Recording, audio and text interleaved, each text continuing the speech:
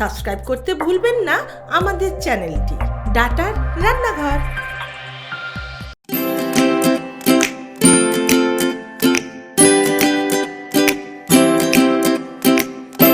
আমি মিঠু প্রামাণিক বলছি, আমি রানাঘাট নদিয়া থেকে। আমি আপনাদের আজকে একটা রেসিপি করে দেখাতে চাই, যে রেসিপিটা আমরা হয়তো সময়ের অভাবে রেস্টুরেন্টে খাবার নিয়ে আসি বা রেস্টুরেন্টে গিয়ে খাই, কিন্তু আজ আমি আপনাদের এমন খাবার খাওয়াবো যে চটজলদি আমরা ঘরে টেস্টি এবং খুব সুস্বাদু খাবার খেতে পারি, যাতে রেস্টুরেন্টের খাবার বা আমাদের রেস্টুরেন্টে গিয়ে খাবার যেন খেতে না হয়। আমার এই রেসিপির নাম হলো গোটা মশলার চিকেন।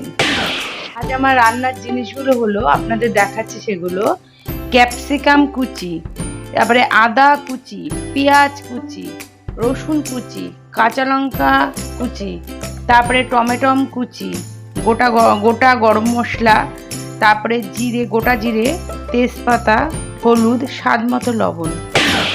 আসুন এভাবে আমি কিভাবে রান্নাটা করছি দেখুন। আমি প্রথমে কড়াইতে পরিমাণ মতো তেল দিলাম, যে যেরকম তেল দিতে পারেন বা যে যেরকম তেল খান তেল দিলাম। এইবার গ্যাসটাকে আমি বাড়িয়ে দিলাম। এইবার গোটা জিরেটা আমি প্রথমে তেলের মধ্যে দিয়ে দিলাম,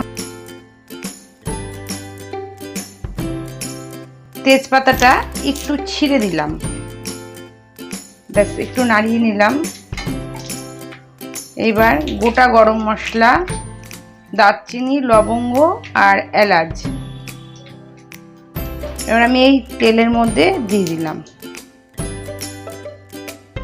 প্রথমে দেব ক্যাপসিকাম কুচি,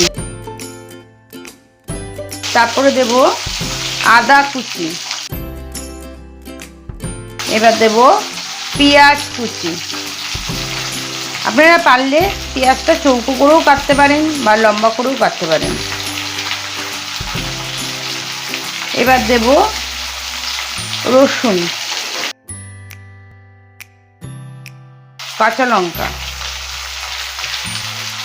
এবার একটু নেড়ে নেব। এবার দেব টমেটো কুচি, আপনাদের স্বাদ মতো টমেটো দেবেন। আমি টমেটো দিয়েছি দুটো, আপনারা চাইলে তিনটেও দিতে পারেন, একটাও দিতে পারেন। এইবার এটাকে আমি মিক্স করে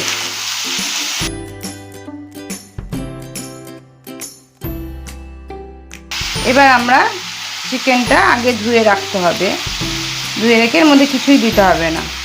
চিকেনটা, ধোয়া চিকেনটা আমি এবার এর মধ্যে দিয়ে দিচ্ছি। যে যেমন ঝাল খাবেন লঙ্কাটা সেরকম করে দেওয়াটা উচিত, যে ঝাল কম খাবেন কম লঙ্কা দেবেন। আমি যেমন 14টা লঙ্কা দিয়েছি।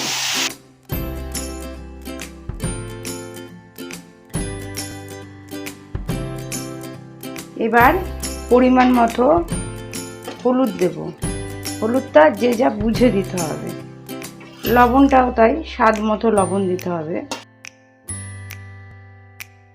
আমার রেসিপি প্রায় লাস্টের দিকে। দেখুন মাংস দিয়ে, চিকেন দিয়ে জল ছেড়ে, নিজে থেকেই জল ছেড়েছেন, কোনো জল দিতে হবে না, আলাদাভাবে কোনো জল দিতে হবে না।